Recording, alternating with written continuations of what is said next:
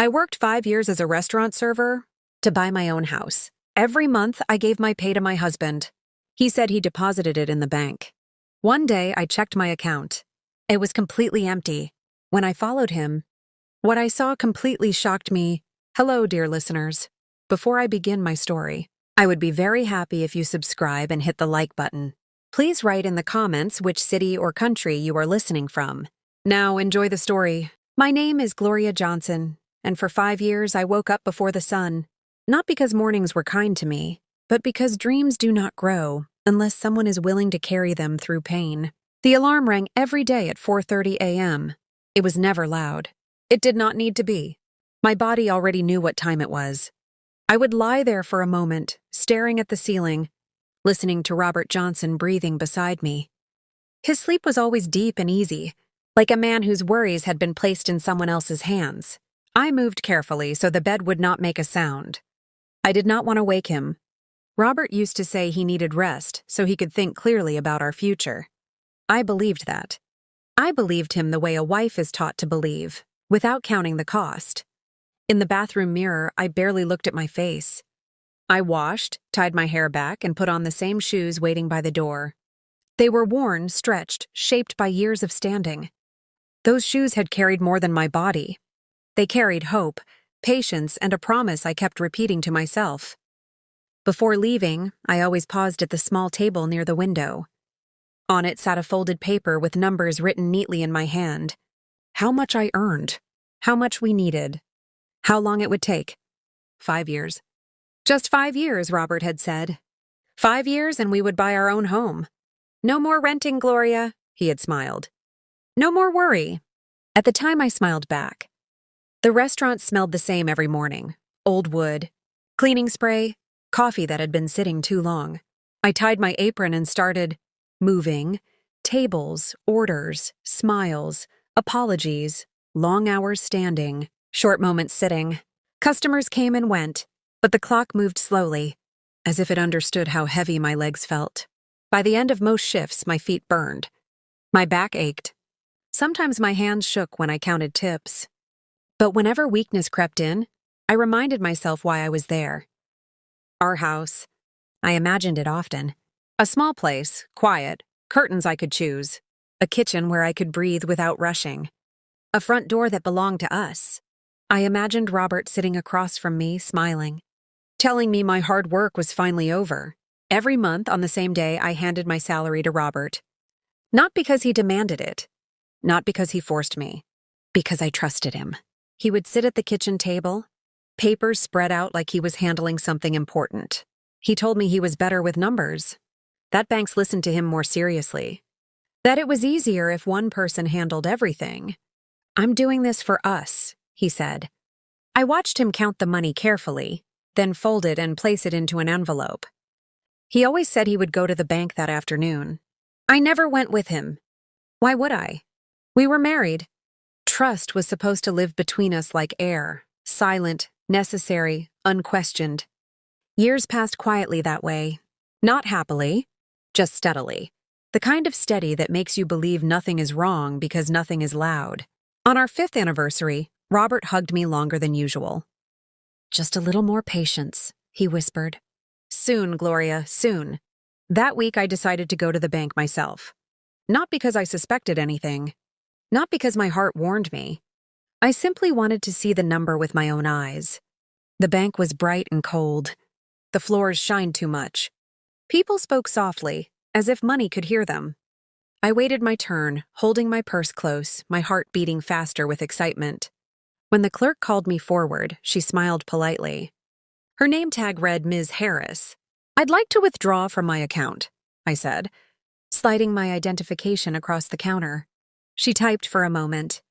Then she paused. She typed again. Her smile faded into something careful. Ma'am, she said gently, there hasn't been any activity on this account for 5 years. I let out a small laugh because sometimes people make mistakes. That can't be right, I said. My husband deposits money every month. Ms. Harris turned the screen so I could see. Rows, dates, empty lines. No deposits, she said softly. The balance has been 0. 5 years. The words landed, but my body stayed still. I did not scream. I did not cry. I did not accuse. I thanked her. I walked out of the bank. Sitting in my car, I felt something settle deep inside my chest. Not anger yet, not pain. Clarity. That night, I did not confront Robert. I cooked dinner. I asked him about his day. I listened. I watched his face the way I never had before. When he spoke, his eyes moved too much. When I mentioned the bank casually, his fork paused, just for a second. A second was enough. From that day on, I stopped asking questions out loud. I started watching. Robert began leaving the house more often. Always with reasons, errands, meetings, friends, work, opportunities in another city. Another city. One afternoon, I followed him. I told myself I would turn back if I felt foolish. I did not. He drove into a neighborhood I did not recognize and parked in front of a small house. I watched from across the street as he knocked. The door opened. A woman stepped out. She smiled like she had been waiting. She hugged him the moment he walked inside. I watched him pull an envelope from his pocket. The same kind. I had handed him every month. He placed it in her hands. Later, I would learn he called it his monthly pay. I stayed until my legs felt weak. Then I drove home. I did not cry that night either. I sat at the same table where I had handed over my life and understood something that took me years to learn. Silence is not weakness. Sometimes it is preparation. That night, after I followed Robert Johnson and saw him walk into that house, sleep did not come to me easily.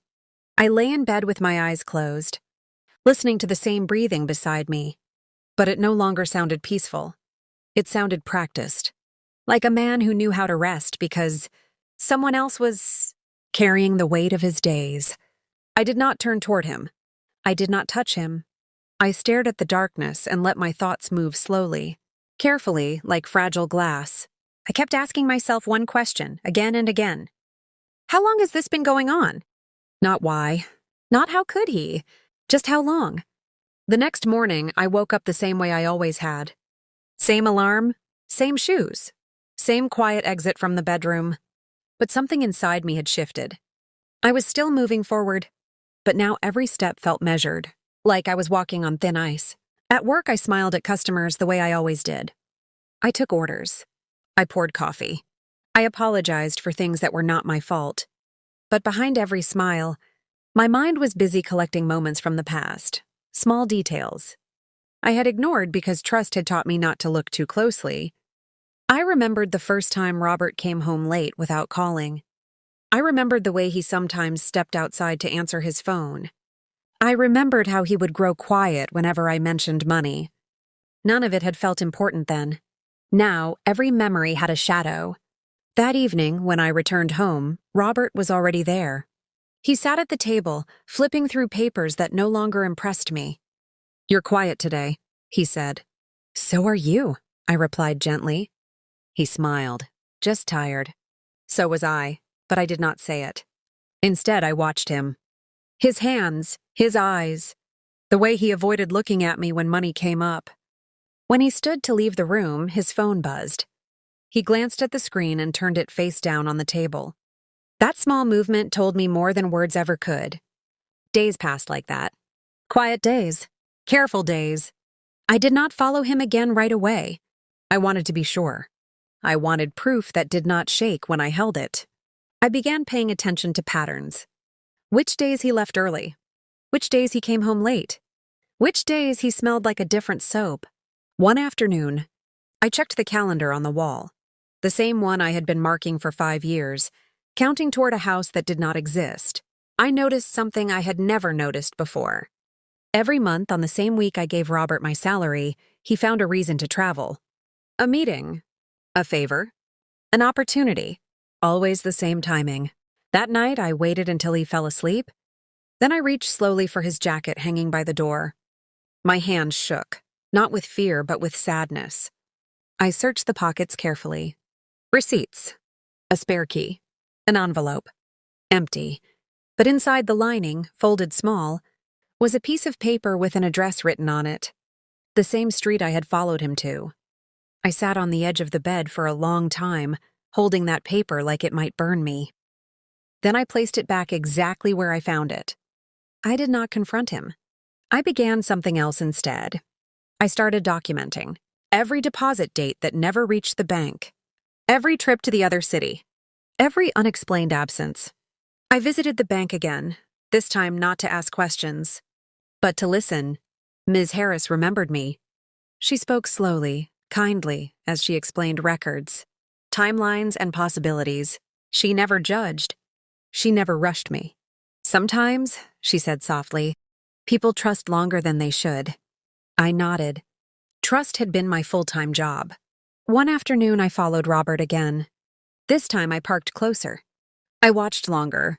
I saw the woman open the door before he knocked, as if she already knew he was coming. Her name, I would later learn, was Linda Moore. She touched his arm when she spoke. He leaned toward her the way he used to lean toward me. I watched him hand her the envelope again. I did not feel anger. I felt confirmation. That night, I sat alone at the kitchen table. I spread out papers, bank statements, notes, dates. The table where I once placed my salary now held the truth. And for the first time since that morning at the bank, I allowed myself one quiet thought. This will not end with tears. It would end with understanding. And preparation. I stopped counting days after that.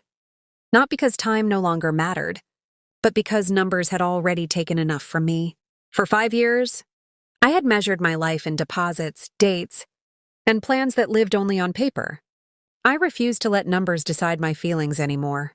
What I began counting instead were moments. The way Robert Johnson avoided my eyes when he came home late. The way he washed his hands longer than usual, as if trying to rinse something away. The way his voice softened when he stepped outside to answer his phone. Those moments told a clearer truth than any statement ever could. At night, I lay beside him and listened. His breathing still fell into the same rhythm, but mine did not. I found myself holding my breath, as if silence itself could protect me from breaking. I asked myself questions I had never allowed before. Did he ever feel guilty? Did he ever think of me when he handed over that envelope? Did my work cross his mind when he slept so easily? I never asked him those questions out loud. I did not need answers from him anymore. One evening, while washing dishes, I noticed something small but telling. Robert's phone sat on the counter, face down as always. A message alert lit up the screen just for a second before disappearing. I caught the name. Linda. My hands did not stop moving. The water kept running. The plate did not slip from my grip. I felt strangely calm, like someone who had already cried all the tears they had. Later, he picked up the phone quickly, checking the screen with a half smile he did not realize I was watching. Work? I asked softly. Yes, he said too quickly. I nodded. The house felt smaller after that. The walls closer. The ceiling lower. Every room held memories that now felt borrowed. As if I had been living inside someone else's plan. I began taking longer walks after dinner. Not to clear my head, but to steady my heart. The neighborhood was quiet in the evenings. Porch lights flickered on. Families settled into routines I no longer recognized as mine. I thought about the house we never bought. About the furniture I never chose. About the kitchen I never cooked in. And then for the first time I thought about myself. Not as a wife. Not as a worker. But as a woman who still had choices. One afternoon, I took a day off from the restaurant. I did not tell Robert. I dressed the same way I always did, left at the same time, and waited until his car pulled away. Then I followed.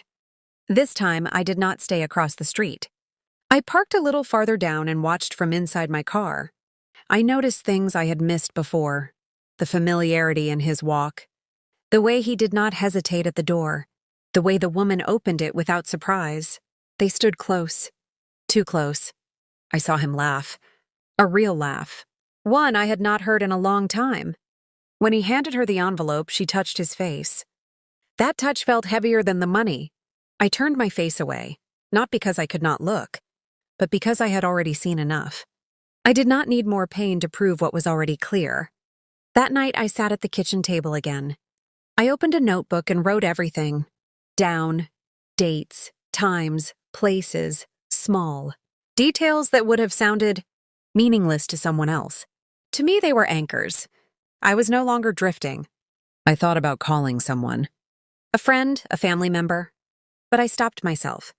Not because I was ashamed, but because I needed to understand the full shape of my situation before I let anyone else step into it.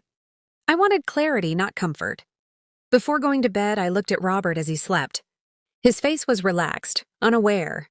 I wondered how long someone could live two lives and still sleep so well.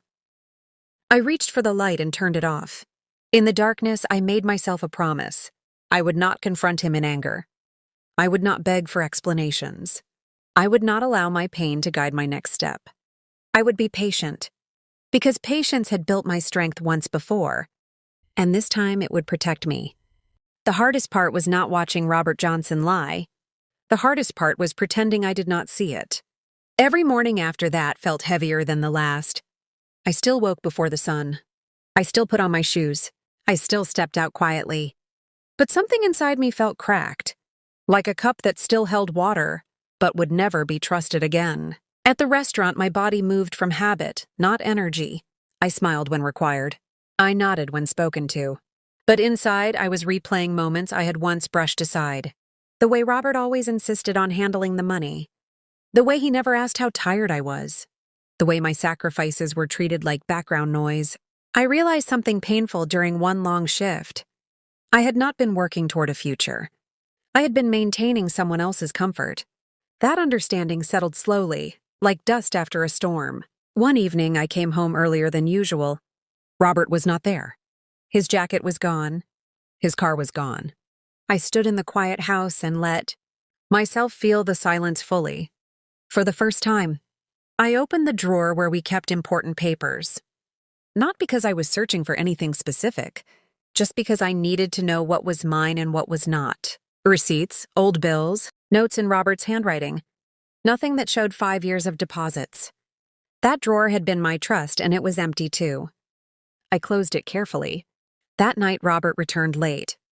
He kissed my cheek, the same way he always had.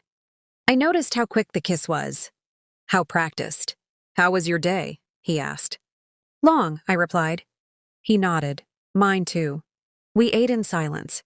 After dinner, he sat across from me at the same table where I had handed him my salary month after month.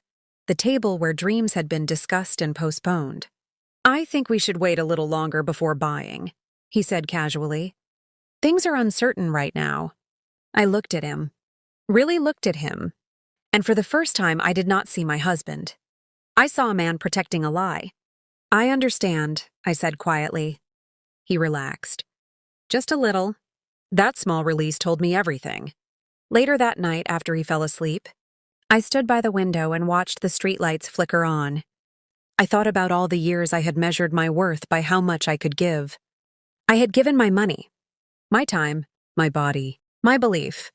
And still, I had been treated like an option. That realization did not break me. It sharpened me. The next day, I went back to the bank. Not with questions, but with purpose. I asked for copies, dates, proof. I listened carefully, took notes, and thanked Ms. Harris for her patience. On my way out, I sat in my car and took a deep breath. This was no longer confusion. This was a decision forming. I began organizing everything at home, quietly, carefully. I kept my notes hidden. I watched Robert more closely than ever, not with anger, but with awareness. And slowly, something unexpected happened. I stopped feeling afraid. Fear needs uncertainty to survive. And uncertainty was fading. One night, as I lay beside him, listening to his familiar breathing, I realized something that changed the way I saw everything. He thought I was weak because I was quiet. He did not understand that quiet had given me time. Time to see. Time to learn. Time to prepare. I turned onto my side and closed my eyes. Not to sleep, but to hold on to the truth I now carried with me. This life would not continue the way it was. And when it would change because I chose it to. Once I accepted that my life was not what I believed it to be, everything around me began to feel unfamiliar. Not dangerous.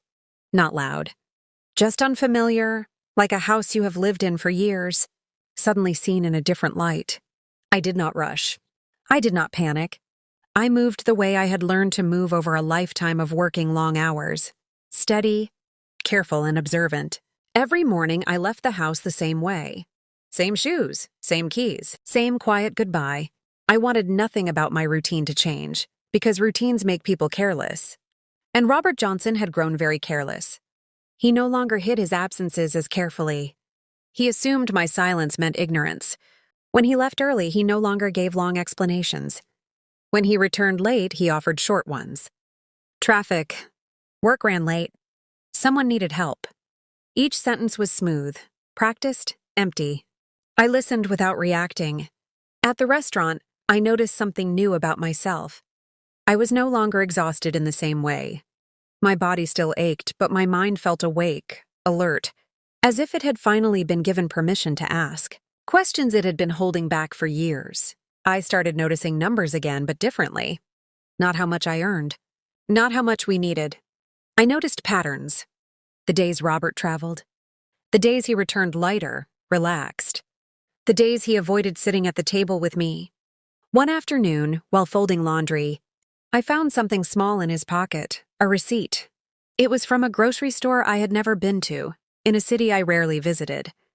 The date matched one of his work trips. I placed the receipt back where it belonged. I was no longer collecting proof for shock. I was collecting proof for clarity. That evening, Robert mentioned another upcoming trip. Just overnight, he said casually. Nothing important. I nodded, folding a towel. All right. He looked relieved. Relief tells you more than guilt ever does. After he left the next morning, I waited. I counted to 100. Then I picked up my purse and followed. This time I did not feel nervous. My hands were steady on the steering wheel. I kept a safe distance. I did not rush. When he arrived at the same house, I stayed longer than before. I watched details I had ignored earlier. The curtains moved as if someone had been waiting. The door opened quickly. The way he stepped inside without hesitation. This was not a visit. It was a return. I sat there for nearly an hour. Cars passed. People walked by. Life continued around me, unaware that mine was quietly rearranging itself. When Robert finally came out, the woman walked him to the door. She fixed his collar. He smiled down at her. She rested her hand on his chest like it belonged there. I turned my face away, not because I could not bear to see it, but because I did not want to remember it more than necessary. On the drive home, I did not cry. I thought about how easily trust can become habit, how habit can silence questions, how silence can be mistaken for weakness. That night, after Robert fell asleep, I sat at the kitchen table again. The notebook lay open in front of me. I wrote slowly, carefully. Addresses, dates, times. I added something new that night. Motives. Not his. Mine. I wrote down why I was waiting. Why I was watching instead of confronting. Why I had chosen preparation over reaction. Because I wanted my next step to be final. The next morning, I went to the bank again. Not to speak, just to observe. I sat in the waiting area and watched people come and go. Some nervous, some confident, some confused. I realized something then. Truth does not always arrive with noise. Sometimes it waits for you to be ready. On my way out, Ms. Harris caught my eye and gave me a small nod. No words were exchanged. None were needed. At home that evening, Robert sat across from me and talked about plans. Delayed plans. Adjusted plans. Future plans that now sounded hollow. I listened. And as I listened, one clear thought formed in my mind. He believed he had time. He did not know that I was already counting differently. Not in years, in steps. After that day, I stopped hoping Robert would tell me the truth. Hope, I learned, can delay action. Instead, I began paying attention to the smallest details, the kind most people overlook because they seem harmless. Like the way Robert Johnson checked his phone before he kissed me goodbye. Or how he started showering the moment he came home from his overnight trips. Or how his tone changed when he spoke about money, turning flat, impatient. These were not mistakes. They were habits. One evening, while he watched television, I sat across from him and mended a loose button on my coat. My hands worked slowly. My eyes stayed lowered. I asked a simple question, spoken softly. How much do you think houses cost now? He did not look at me. Too much, he said quickly. It's better to wait. Wait how long? I asked. He shrugged. You know, until things settle. Settle. That word had kept me quiet for 5 years. I nodded and returned to my sewing. He relaxed again, believing the subject closed. But inside me something tightened, not with pain, but with awareness. That night I opened the notebook again. I wrote down his answers, not because they surprised me, but because they confirmed something important. He had no intention of stopping. The following week, I took another day off work without telling him. I waited until his car disappeared down the street. Then I went into the bedroom and opened the closet. I did not rush. Rushing makes mistakes. I checked pockets, drawers, old boxes. In the lining of a coat he rarely wore, I found a folded document. It was not a bank statement. It was a utility bill, addressed to Linda Moore. The address matched the house. My hands did not shake. My breath stayed steady. I read the paper carefully, then folded it back the same way I found it. I sat on the bed for a long time afterward, not thinking, not crying, just feeling the weight of confirmation settle into place. That house was not temporary. It was maintained. Later that week, I followed him again. This time I did not park down the street. I parked across the way in clear view. I wanted to see everything. When he arrived, he unlocked the door himself. That small act told me more than anything else had. Inside, lights turned on room by room.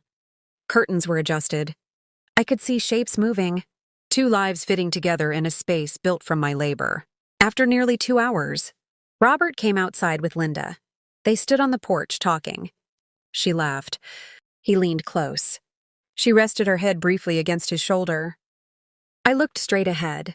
I did not look away, because looking away had cost me enough. That evening, when he came home, he was cheerful, relaxed. He ate with appetite. He asked about my day. I answered calmly. I was busy, I said. So was I, he replied, smiling. Busy. That word tasted bitter now. Over the next few days, I made quiet changes. I opened a new bank account in my own name. I redirected my paycheck. I began keeping copies of everything, receipts, statements, notes. I did not announce these changes. I did not threaten. I prepared. One afternoon, I went back to the bank and asked Ms. Harris about older records. She explained what could be retrieved and what could not. She spoke gently but clearly. You'll want documentation, she said. And time? Time. For the first time in years, time felt like something I owned. At home that night, Robert talked about another delay. Another adjustment. Another reason we could not move forward. I listened without reacting. He believed I was waiting. He did not know I had already stepped onto a different path. Before going to bed, I stood in front of the mirror and looked at myself closely. I noticed lines I had earned, strength I had forgotten, a woman who had survived much more than disappointment. I touched the glass lightly and whispered, "Not much longer." And for the first time since this all began, I slept through the night. Once I stopped reacting, everything around me became clearer. Silence has a way of sharpening the mind. When you are no longer trying to protect a feeling, you start protecting the truth instead. I noticed how Robert Johnson began speaking in half sentences, how he avoided finishing thoughts whenever money came up, how he used the word later the way some people use prayer, hoping it would fix things without effort. One evening, he mentioned selling something. Just an idea, he said, not looking at me. In case we need cash. What kind of cash? I asked gently. He paused. You know, emergency. Emergency. I thought about the 5 years I had stood on my feet so we would never need one. I nodded. That makes sense. He relaxed again. That was when I understood something important. He was not afraid of being found out. He was afraid of being questioned. The next day, I took another quiet step. I requested copies of my employment records from the restaurant, pay stubs, schedules, anything that showed consistency. My manager asked if everything was all right. Yes, I said honestly. I just need my papers in order. At home, I began placing everything into folders. Not because I enjoyed order, but because order gave me control.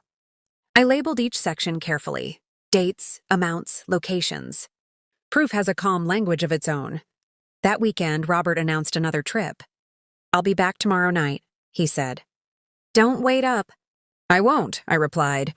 After he left, I did not follow him right away. I waited. I wanted to see what he did when he believed no one was watching him at all.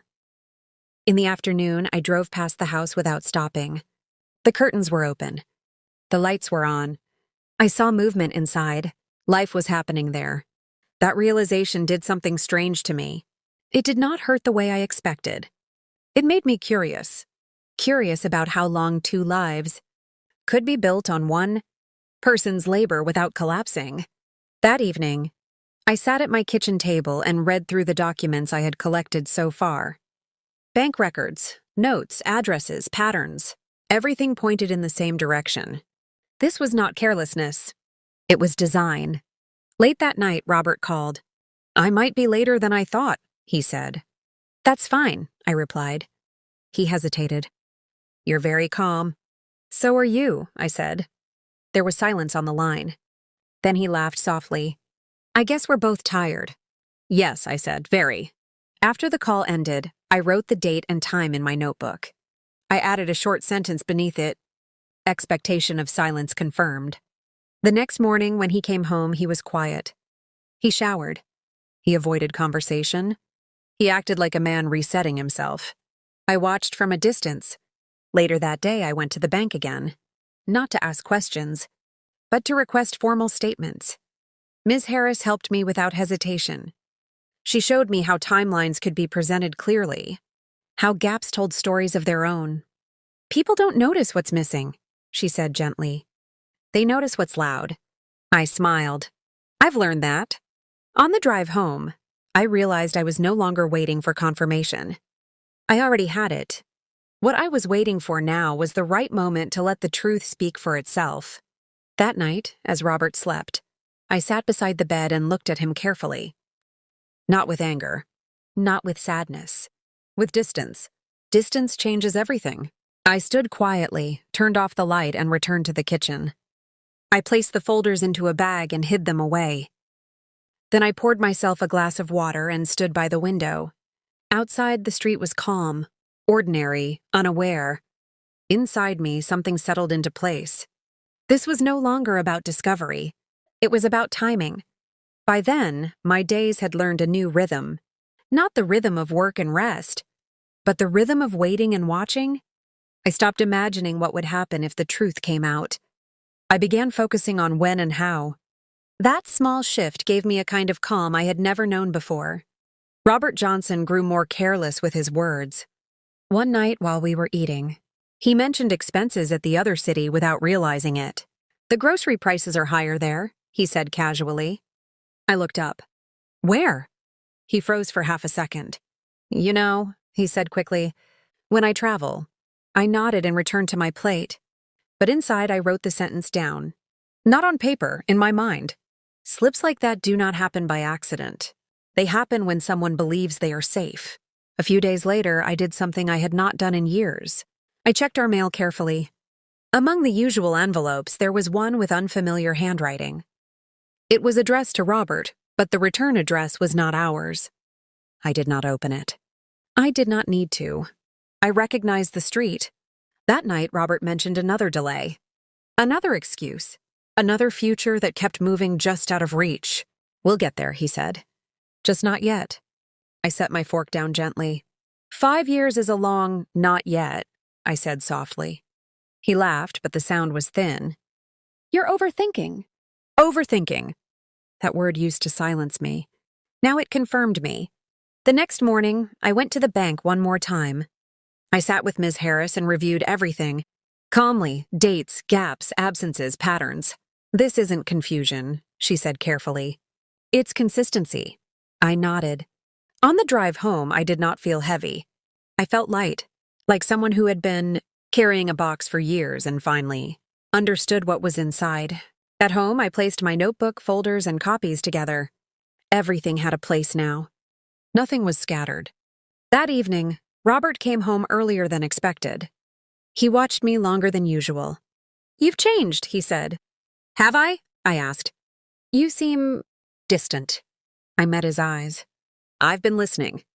He did not reply. That silence between us felt different. It was no longer full of questions. It was full of answers waiting their turn. Later that night, I stood by the window and watched his car pull away again. I did not follow this time. I did not need to, because mystery had done its job. I knew where he went. I knew what he did there. I knew what my money had built. And I knew something else now, something deeper, quieter and more powerful than anger. Truth does not rush. It waits until it can stand on its own. As I turned away from the window, one clear thought stayed with me. The next part of my life would not be about watching. It would be about revealing. The moment I decided to stop watching and start confirming, everything inside me became very still. Not numb. Not cold. Still. Like a lake that has finally settled after a long storm. I did not wake Robert Johnson that morning. I let him leave the way he always did, with a kiss that felt more like habit than care. I stood at the window and watched his car disappear down the street. And for the first time, I did not feel left behind. I felt ahead. I gathered my things slowly. My notebook. The folders. Copies from the bank. Receipts. Addresses. I placed them neatly into my bag, not because I needed to be organized, but because I needed to be clear. Clarity does not rush. My first stop was the bank. Ms. Harris greeted me with the same calm respect she always had. She did not ask why I was there again. She already knew. She guided me to a desk and laid out the statements one by one. Dates without deposits. Months without movement. Years without balance. This shows intent, she said gently. Not error. I nodded. I had known that already, but hearing it spoken aloud anchored it in reality. Can you certify these? I asked. Yes, she replied. And I can explain them if needed. If needed. On my way out, I paused by the glass doors and looked at my reflection. I looked older than I remembered. Not tired, experienced. A woman who had carried weight and learned how to set it down carefully. From the bank, I drove to the other city. Not to follow. To arrive. I parked a few houses down from the address I had written so many times in my notebook. I did not hide. I did not rush. I walked up the sidewalk in plain view, my steps steady, my breathing even. The door opened before I knocked. The woman stood there, Linda Moore. She looked surprised but not alarmed. Confused but not defensive. Her eyes moved from my face to my hands, as if she expected me to be holding something sharp. I'm looking for Robert Johnson, I said calmly. Her face softened into something like recognition. He's not here right now, she replied. He's at work. Work. I nodded. I know. We stood there for a moment, two women connected by one man who was not present. I'm Gloria Johnson, I said quietly. Her expression changed, not dramatically but enough. The color shifted in her face. Her posture stiffened, then relaxed again. Oh, she said. I didn't know he was married. I believed her. Not because I wanted to, but because truth has a sound to it, and her voice carried it. He told me he was separated, she continued quickly, that he was taking care of things. Taking care of things. I looked past her into the house my labor had paid for. Clean, lived in. Thoughtfully arranged. A place built with intention. My salary paid for this, I said gently. She stared at me. What? I did not raise my voice. I did not accuse. I simply explained, slowly, clearly, the way I had learned to explain things to customers who needed patience. 5 years of work. Monthly envelopes. Empty bank records. I watched her face as the understanding settled. The confusion turned into shock. The shock into silence. He told me the money was his, she whispered. He said it was his monthly pay. I nodded. In that moment, I saw it clearly. This was not one lie. It was a system. I'm not here to fight you, I said. I'm here to correct something. She stepped aside and invited me in. We sat across from each other at a table that felt strangely familiar. She brought water. Her hands shook slightly as she set the glass down. He promised me stability, she said. A future. So did he promise me, I replied. We sat in silence, letting the truth rest between us. When I stood to leave, she spoke again. "What are you going to do?" I met her eyes. "I'm going to finish what I started." She nodded slowly. "If you need me to tell the truth," she said, "I will." I thanked her. Back in my car, I did not feel victory. I felt alignment. Everything I had suspected now had shape, sound, witness. This was no longer a private pain. It was a shared reality, and that changed everything. When I returned home that evening, I did not rush inside. I sat in my car for a long moment, hands resting on the steering wheel, letting the weight of the day settle into place. Not to overwhelm me, just to be acknowledged. What I had seen could not be unseen. What I had heard could not be softened. Inside the house, everything looked the same. The couch, the table, the quiet walls that had listened to years of promises. Familiar things can feel strange once you know they have been holding secrets. Robert Johnson came home later than usual. He greeted me the way he always did, like nothing had changed. "You're quiet," he said. "I had a long day," I replied. "So did I," he said quickly. That sentence followed him everywhere. We ate dinner without speaking much. He talked about work, about stress, about needing patience. I listened without interrupting. His words floated past me like smoke, present but without substance. After dinner, he sat across from me at the table. "I've been thinking," he said. "We should slow down our plans even more, just to be safe." I looked at him carefully. "What plans?" I asked. He blinked. "You know, the house." I nodded. "Right." That small exchange told me something important. He was no longer managing a future. He was managing distance. That night after he went to bed, I opened my notebook again. I wrote down the date, the conversation, the way his voice shifted when I asked a simple question. Then I added something new, names. I wrote Linda Moore at the top of a page. Under it, I wrote everything she had told me. Not her feelings, facts, timelines, promises. Made to her that matched promises, once made to me. Patterns repeated themselves when lies ran out of creativity. The next morning, I went back to the bank. Ms. Harris met me with the same steady presence that had quietly supported me from the beginning. "I need copies of everything," I said. "Certified?" She nodded. "We'll prepare them." As she worked, she explained how funds were typically tracked, how accounts showed behavior, how the absence of deposits spoke louder than any explanation ever could. "He would have needed access," she said carefully. "And intent." Intent. That word followed me out of the bank. Later that afternoon, I drove past the house again. I did not stop. I did not watch. I just wanted to remind myself that it was real. At home, Robert was unusually attentive. He asked if I was tired, if I needed anything. He touched my shoulder as he passed, a gesture that once meant comfort. Now it felt like insurance. "You've been good to me," he said suddenly. I looked up. "Have I?" He smiled nervously. "You know what I mean?" I did. He was reminding himself, not me. That evening my phone rang. An unfamiliar number. It was Linda. "I've been thinking," she said softly, "about everything you told me." "I understand," I replied. "There are things you should know," she continued. "Things he told me that don't add up." We spoke for a long time. She told me about money he said he earned, about trips he said were business, about excuses that now sounded rehearsed. Each sentence she spoke fit neatly into a space I already had. No gaps, no confusion. When the call ended, I felt something release inside me. Not pain, not anger. Certainty. That night, I slept more deeply than I had in weeks. Not because things were resolved, but because the truth no longer felt fragile. It could stand. After my conversation with Linda Moore, something shifted inside me.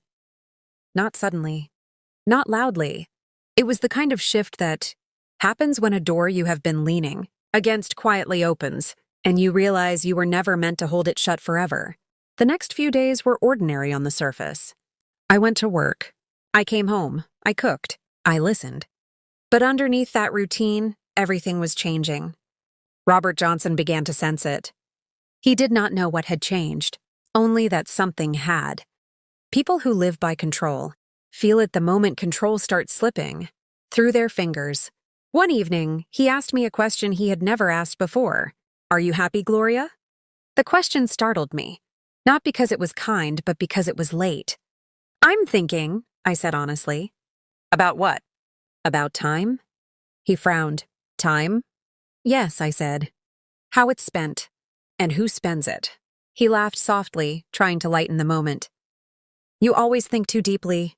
I looked at him and smiled, not the smile I used to give, but a quiet one that did not ask for approval. "Someone has to," I said. He changed the subject. That night, after he fell asleep, I took out the folders again. I spread them across the table, aligning each paper carefully. Bank records. Pay stubs, notes, addresses. For the first time, I placed Linda's written statement among them. She had handwritten it herself. Simple language. Clear dates, clear descriptions. She did not add emotion. She did not need to. Facts were enough. I read it slowly, then placed it back into the folder. When I closed it, I felt something solid form inside me. Not resolve, but readiness. The following afternoon, I met Ms. Harris again. This time, she was joined by a supervisor. They walked me through the process calmly, how documents could be presented, how timelines could be explained, how intent could be demonstrated without accusation. "You don't need to prove feelings," the supervisor said gently. "You need to show patterns." Patterns? I had years of those. On my way home, I stopped by a small office building and took down a number from a sign outside. I did not go in. I did not call. Not yet. At home, Robert was restless. He paced more, checked his phone more often, asked questions that felt out of place. "You sure you're okay? You haven't been sick, have you? Work stressing you out?"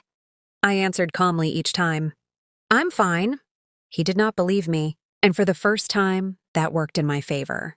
That evening, Linda called again. "He asked me if I'd heard from you," she said quietly. "What did you say?" I told him no. I closed my eyes for a moment. "Thank you." "He's nervous," she added. "I can tell." "So am I," I said softly. "But not for the same reason." When the call ended, I sat alone in the living room and looked around. I saw the life I had maintained, the routines I had protected, the quiet sacrifices that had kept everything running smoothly for him. And I understood something with absolute clarity. He did not think I would ever stop. That night, Robert stood in the doorway of the bedroom and watched me longer than usual. "You're different," he said again. "I've always been this way," I replied.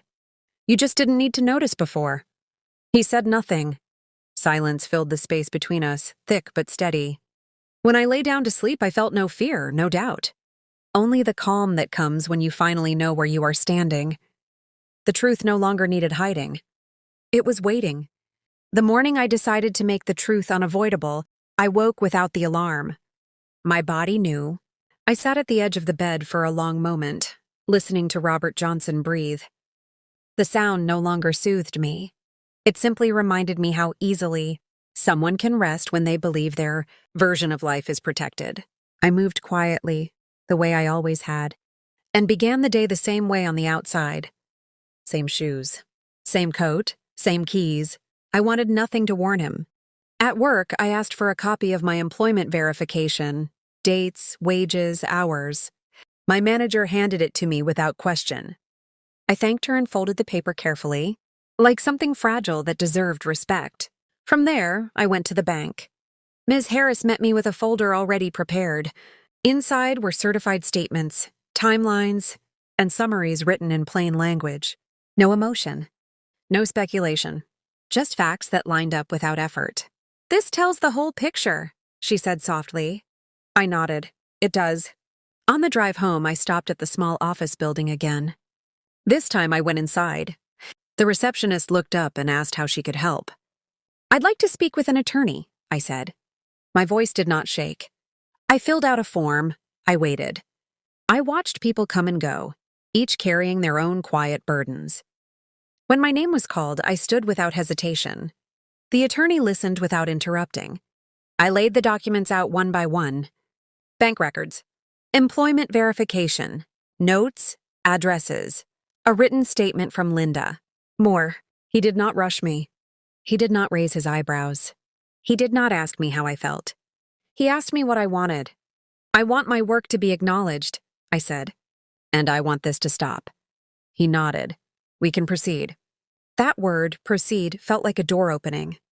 At home that evening, Robert was already there. He watched me set my bag down. He watched me move through the kitchen. He watched me more closely than usual. Everything okay? He asked. Yes, I said. Everything is clear. He frowned slightly. Clear? I smiled gently. Very. During dinner, he talked too much. He explained things I did not ask about. He filled silence with details that did not matter. People do that when they sense something slipping. After the dishes were done, I sat at the table and opened my notebook, not the hidden one. A clean page, a pen. I need to ask you something, I said calmly. He stiffened. About what? About the money, I replied. The word hung between us. He laughed lightly. What about it? I met his eyes. Where is it? He did not answer right away. It's complicated, he said finally. No, I replied softly. It's documented. The color drained from his face just enough for me to notice. I've spoken to the bank, I continued. I've collected records. I've spoken to the person you've been supporting with my income. His chair scraped the floor as he stood. You followed me? He said sharply. I arrived, I corrected. For a moment, he looked like a man searching for a place to stand and finding none. This isn't what it looks like, he said. I know exactly what it looks like, I replied. I also know what it is. Silence filled the room. Not the kind that asks for mercy. The kind that waits for consequences. I'm not here to argue, I said. I'm here to tell you that I'm moving forward. With what? He demanded. With the truth, I said. And with legal guidance. He sat down slowly. That night, he did not sleep. Neither did I. But only one of us was afraid. The morning after our conversation, the house felt different. Not broken, not loud. Just honest. Robert Johnson sat at the table staring into his coffee like it might give him a new answer. I moved around the kitchen quietly the way I always had. But this time I was not careful for his sake. I was careful for mine. He finally spoke. I never meant for it to go this far, he said. I did not turn around. It always goes this far, I replied. It just doesn't always get noticed. He rubbed his forehead. I was trying to keep everything together. No, I said calmly. You were keeping yourself comfortable. The words landed without anger. They did not need it. He tried again. He spoke about pressure, about expectations, about how things had gotten out of control. I listened. When he finished, I asked one question. Where is the money? He had no answer. That silence was louder than any confession. Later that day, I received a call from Linda Moore. Her voice was unsteady but clear. He told me you knew, she said. He asked if I'd say something different. And? I asked. I said no, she replied. I told him I wouldn't lie anymore. I thanked her. When the call ended, I sat down and allowed myself a single deep breath. Not relief. Not victory. Completion. That afternoon, I returned to the attorney's office. I handed over the final documents. Employment records, certified bank statements, Linda's written confirmation. The attorney reviewed everything once more and nodded. This is straightforward, he said. It will move. Move. For 5 years, nothing had moved except me.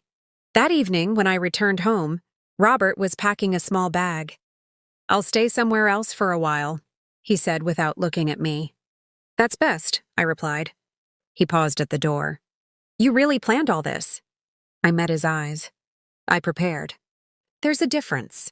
He left quietly. The door closed behind him and the house did not collapse. The walls did not shake. The air did not disappear. Instead, something unexpected happened. The house felt lighter.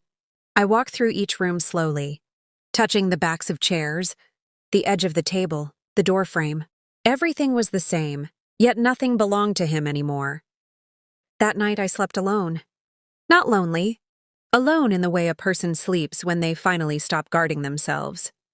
The truth had been revealed, not in one dramatic moment, but through patience, clarity, and consistency. And as I lay there in the quiet, I understood something deeply. The hardest part was not discovering the truth. The hardest part was trusting myself enough to face it. Once Robert Johnson left the house, I did not rush to fill the silence. Silence had finally started working for me. I spent that first morning doing something simple. I made tea. I sat at the table. I opened my notebook and reviewed everything, not with urgency, but with care. When emotions lead, mistakes follow. I had waited too long to let that happen now. Later that day, I returned to the attorney's office. He greeted me calmly, as if this was an ordinary appointment. And in many ways it was. Lives change quietly every day. They only look dramatic from the outside. We reviewed the timeline again. 5 years of income, 0 deposits, consistent transfers elsewhere. This isn't complicated, he said. It's documented. I listened carefully as he explained the steps ahead. Not promises. Not shortcuts, process. Divorce filing. Financial recovery options. Protection of future income. I nodded. Each word landed with clarity, not fear. I don't want to punish, I said. I want to correct. He looked at me thoughtfully. That's often the strongest position. That afternoon, I opened a new chapter of my life in small, practical ways. I changed direct deposit completely. I updated contact information. I secured my personal documents in a place only I could access. These were not dramatic actions. They were permanent ones. In the days that followed, Robert tried to call. At first, I did not answer. Later, I did, briefly, calmly. This will go through attorneys now, I said. That's best for both of us. He sounded smaller on the other end of the line, confused, unsteady. I did not explain myself. I had already explained everything to the only people who needed to hear it. One evening, Linda Moore called. I've moved out, she said quietly. I didn't know. Not fully. I believe you, I replied. He told me you'd forgive him, she added. That you always did. I was quiet for a moment. Then I said, I forgave before I understood. This time I understand. She exhaled slowly. I'm sorry. So am I said. But we're both allowed to choose differently now. When the call ended, I felt no satisfaction. No revenge. Just alignment, like a spine finally straightening after years of bending. That night I slept deeply. Not because everything was finished, but because everything was finally moving in the right direction. The day the divorce papers were filed, I did not feel the way people expect a woman to feel. There were no tears, no shaking hands, no dramatic collapse. There was only stillness. I sat in the attorney's office while he placed the documents in front of me. Each page carried weight, not just legal weight, but the weight of 5 years I had carried alone. Take your time, he said. I did. I read every line slowly. I wanted to understand, not just sign. This was no longer about ending a marriage. It was about reclaiming truth and putting it where it could no longer be denied. When I signed my name, I felt something loosen in my chest. Not relief exactly, release. This officially begins the process, the attorney said. From here on, all communication goes through counsel. I nodded. That's what I want. Outside, the sky looked the same. Cars moved. People hurried past. The world did not stop for my decision. And that was fine. At home, I began sorting through what remained. Not memories, documents. I organized financial records the way I used to organize tables at the restaurant. Clean, clear, ready for inspection. Pay stubs went in one folder. Bank statements in another. Timelines in a third. Facts are easier to carry when they are in order. A few days later, Robert's attorney requested clarification. Not denials. Not arguments. Clarification. That alone told me everything. They asked for proof of income. I provided it. They asked for proof of deposits. I provided their absence. They asked for explanations. I provided timelines. No anger, no speeches. Just records. Robert tried to call again. I did not answer. Instead, my attorney handled it. Calmly, professionally, every word placed where it belonged. One afternoon, I received a message from Linda. He asked me to lie, she wrote. I said no. I closed my eyes and breathed out slowly. "Thank you," I replied. "That matters." It did. Not for revenge. For balance. Weeks passed in measured steps. Meetings, paperwork, waiting. I kept working at the restaurant. But something had changed there too. I was no longer pouring myself empty. My paycheck now went directly into my own account. The first time I checked the balance, I sat very still. The number was small, but it was real. That mattered more than any promise ever had. One evening, after a long shift, I sat at the kitchen table with a cup of tea. I realized I was no longer afraid of the future. Uncertainty no longer scared me. Deception did, and deception was no longer allowed in my life. As the weeks passed, the legal process settled into a steady pace. Not fast, not slow, just deliberate. I learned quickly that paperwork has a language of its own. It does not care how someone feels. It only listens to what can be shown. And for the first time in years, what I could show matched what I had lived. My attorney called me in for another meeting. "We've reviewed the financial trail," he said. "There's a clear diversion of funds." I listened carefully as he explained how my income had been used, how it had supported a household that was never meant to exist alongside mine. "This will be reflected in the settlement," he continued. "You'll also want protections in place going forward." Protections. I liked that word. It sounded like learning, not punishment. We discussed boundaries. Legal ones, practical ones. I signed documents that ensured my earnings would remain mine, that no account could be accessed without my knowledge, that no explanation could replace authorization. Each signature felt like placing a brick back into a wall I had once trusted someone else to guard. At home, I made changes that felt small but mattered deeply. I rearranged the kitchen. I cleared drawers that had held nothing but delay. I boxed away items that belonged to a version of life that no longer applied. I did not rush to replace anything. Space can be useful. Robert's presence faded into formality. When communication happened, it happened through attorneys. Short, direct, contained. Once I saw his name on my phone screen. I let it ring. Later, my attorney summarized his message. "He's asking for understanding," he said. I nodded. Understanding comes after honesty. That was all I needed to say. One afternoon, Linda called again. Her voice sounded steadier this time. "I've told my attorney everything," she said. "I don't want anything that isn't rightfully mine." "I'm glad," I replied. "That helps both of us." She hesitated. "Do you hate me?" I considered the question carefully. "No," I said. "I hate confusion."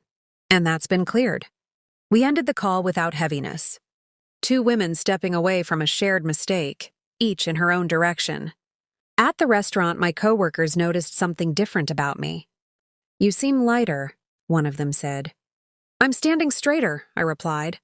It was true. I still worked hard. My feet still ached. But the work now fed me, not a lie.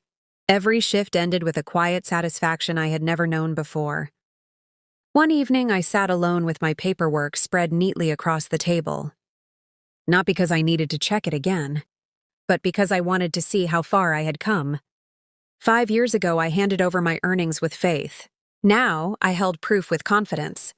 That night, as I turned off the lights and prepared for bed, I realized something important. I had stopped explaining myself. And in that silence, my life had become my own again. The meeting that changed everything did not feel dramatic.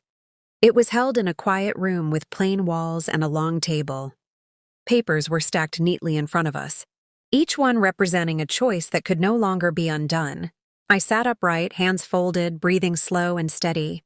Across from me sat Robert Johnson, smaller than I remembered him. Not physically, emotionally. The confidence he once carried so easily no longer had a place to stand. The attorneys spoke first. Calm voices, clear language. They laid out timelines, bank records, and certified statements. No one raised their voice. No one needed to. Truth does not shout. When my income was discussed, the room grew quiet. 5 years of work. 5 years of redirected money. 5 years of planning built on absence. Robert shifted in his seat. "I didn't think it would end like this," he said quietly. I looked at him. It ended the way it was built. He had no answer. The settlement was explained in careful steps. Funds to be returned where possible. Accounts to be closed. Boundaries to be enforced moving forward. This corrects the imbalance, my attorney said. Correction. That word mattered to me more than punishment ever could. When it was time for me to speak, I did not repeat the past. I did not explain my pain. I did not ask for sympathy. I want closure that allows me to move forward, I said. Nothing more. The papers were signed. Just like that. No applause, no tears. Only the sound of a pen moving across paper. After the meeting, I walked outside and stood in the sunlight. I felt taller, not because I had won something, but because I had stopped shrinking. Later that week, I received confirmation from the bank. Adjustments had been made. Accounts corrected. My earnings now lived where they belonged. The first deposit after that felt different. Not bigger. Cleaner. That evening, Linda called one last time. I've filed my own separation, she said. I'm starting over. I wish you well, I replied. And I meant it. Some endings do not require bitterness to be complete. That night, I sat at the table with a cup of tea and looked at the room around me. The same walls, the same furniture, but a different energy. This space no longer held confusion. It held truth. And truth, I learned, has weight, but it also gives balance. The day the divorce was finalized did not arrive with thunder. It arrived quietly. I stood in a small courtroom with my attorney beside me. There were no raised voices, no long speeches, just a judge reviewing documents, checking dates, and confirming what had already been decided by facts. When my name was spoken, Gloria Johnson, I answered clearly. Yes, that single word carried 5 years of work, silence, and patience. The judge explained the terms slowly, carefully. Financial separation, recovery acknowledgement, protection of future earnings. Each sentence closed a door that had once been left open too long. When it was over, the judge nodded once and said, "You are legally divorced." That was it. No applause. No reaction from the room. Just a sentence that changed my life. Outside the courthouse, I paused on the steps and took a deep breath. The air felt different, not lighter, but cleaner. As if something heavy had finally been set down in the right place. Robert Johnson did not speak to me. He walked past without meeting my eyes. I did not follow him with my gaze. That chapter no longer required my attention. I drove home slowly, letting the moment settle. At a red light, I noticed my hands resting calmly on the steering wheel. No shaking. No tight grip. Peace had arrived without asking permission. At home, I opened the windows and let fresh air move through the rooms. I did not change the furniture. I did not rush to replace anything. I sat at the table, the same table where I once handed over my earnings, and placed my divorce papers neatly in a folder. That table had seen many versions of me. This one was the strongest. Later that evening, I checked my bank account. My paycheck had arrived. It was modest, but it was untouched, direct, and honest. For the first time in years, I knew exactly where my money was. And more importantly, where I was. That night, as I turned off the lights and prepared for bed, I did not feel alone. I felt complete. Not because everything was perfect, but because nothing was hidden anymore. In the weeks after everything was finalized, life did not suddenly become easy. It became honest. I still woke up early. I still tied my shoes the same way. I still went to work and stood on my feet for long hours. The outside of my life looked almost the same. But the inside had changed completely. I noticed it in small moments. The way I breathed more deeply when I walked through my front door. The way I no longer checked my phone with a knot in my chest. The way silence felt restful instead of heavy. I began to understand something that took me many years to learn. Peace does not come from having more. It comes from losing what was never meant to be carried. At the restaurant, customers still complained about coffee being too cold or eggs being overcooked. I still apologized with a calm smile. But I no longer felt invisible while doing it. I knew exactly who I was serving now. Myself. One afternoon, during a break, I sat alone and thought about the woman I had been 5 years earlier. How carefully she trusted. How easily she believed that sacrifice was the same thing as love. I did not feel ashamed of her. I felt protective. She did what she knew how to do at the time. She worked. She believed. She waited. Waiting is not foolishness. Waiting without awareness is. I wished I could sit beside that younger version of myself and say just one thing. Pay attention to what stays unspoken. Not every harm announces itself. Some harm arrives quietly, wrapped in routine and reassurance. At home, I made small changes, not because I needed to reinvent myself, but because I wanted my space to reflect my truth. I moved a chair closer to the window. I cleared a shelf and placed only one photograph there, not of a couple, but of a moment when I was standing alone and smiling without effort. That smile mattered. Linda called once more just to check in. Her voice sounded steadier now. She told me she had found a small place of her own. I didn't know how tired I was, she said. I know, I replied gently.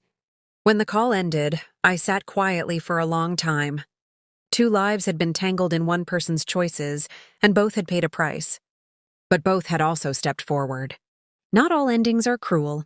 Some are corrective. In the evenings, I started taking slow walks through my neighborhood. I watched lights turn on in windows. I heard laughter drift from open doors. Life continued all around me, ordinary and strong.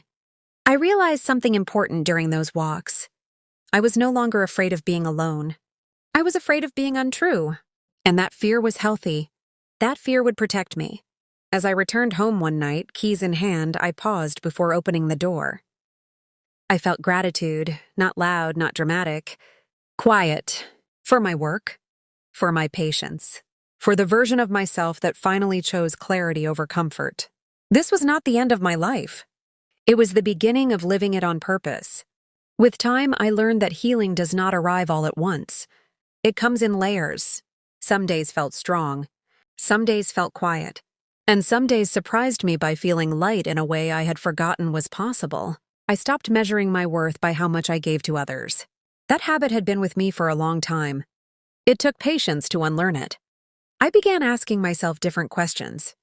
Do I feel safe? Do I feel heard? Do I feel steady in my own choices? If the answer was no, I paid attention. That became my new rule. At work, I noticed younger women rushing the way I once did, carrying more than they should, apologizing too often.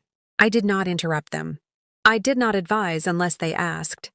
But when they did, I spoke carefully. Hard work should build you, I told one of them quietly, not erase you.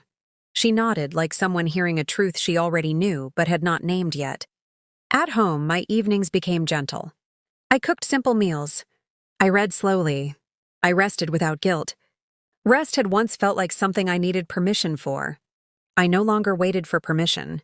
One afternoon, as sunlight moved across the floor, I sat with a cup of tea and thought about everything that had happened. Not with bitterness, but with perspective. I did not regret trusting. Trust showed me who I was. I regretted ignoring my own voice when it started whispering. Now I listened. I listened when something felt off. I listened when silence felt heavy instead of peaceful. I listened when my body felt tired in a way rest could not fix. That listening saved me. People often think strength looks loud, like confrontation, like anger. But I learned something different. Strength can look like patience, like preparation, like choosing dignity over noise. Walking away did not make me smaller. It made me free. I did not walk away to punish anyone. I walked away to preserve myself. There is a difference, and it matters. Today, my life is not perfect. It is real. My money is modest. My work is honest. My peace is earned, and that is enough. If there is one thing I would leave behind for anyone listening, especially those who have given their whole lives quietly, it is this. Love should not require you to disappear. Trust should not cost you clarity. And patience should never be confused with permission. I lived many years for someone else's comfort. Now I live with my own name, my own work, and my own choices. And that finally feels like home.